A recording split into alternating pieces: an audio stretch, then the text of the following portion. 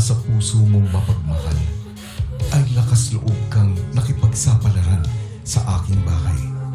Ipinakita mo na ang pag-ako ng pagkakamali ay isang kalakasan. I feel like... I'm sorry. No, don't be. I'm also... At ang pagmamahal ay daan tungo sa magandang samahan. And I've never gotten a chance to fully love you. And I want to be able to love you with things being cleared out between us. Walang magbabago hanggang muling magkita tayo. Isa namang masayahin at mapagmahal na Ashley ang unang nakilala ng taong bayan.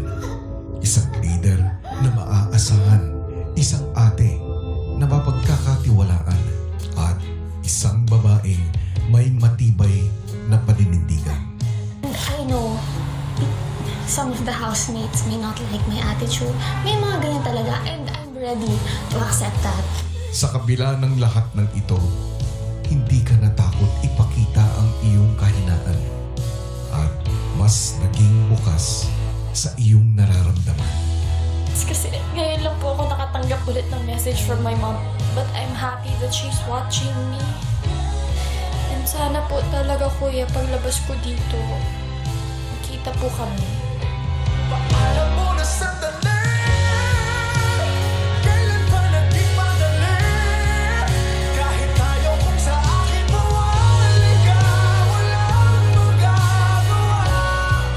AC at Ashley, sa paglabas nyo ng aking bahay, naway bitbitin nyo ang mga aral at karanasan upang magpatuloy sa totoong hamon ng buhay.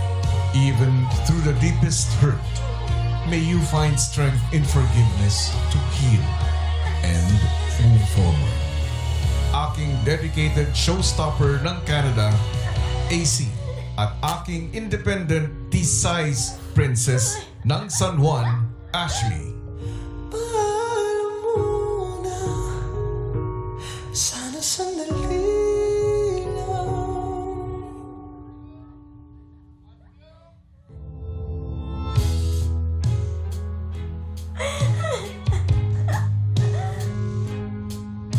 Napakagandang pabaon mula kay Kuya para kina AC at Ashley na sinabayan pa ng heartfelt eviction song for the season na Paalam Muna Sandali by Darren with words and music by Sir Jonathan Manalo. Beautiful. Check out the lyric video on YouTube and soon magiging available na yan on all streaming platforms.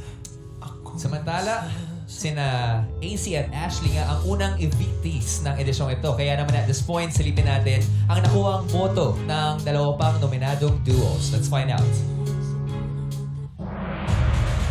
Sina AC and Ashley nakuha ng 70.25%, Wilver with 36.87%, at nangunguna ang Rami with 45.89%. Napakalayo. Halos kalahati.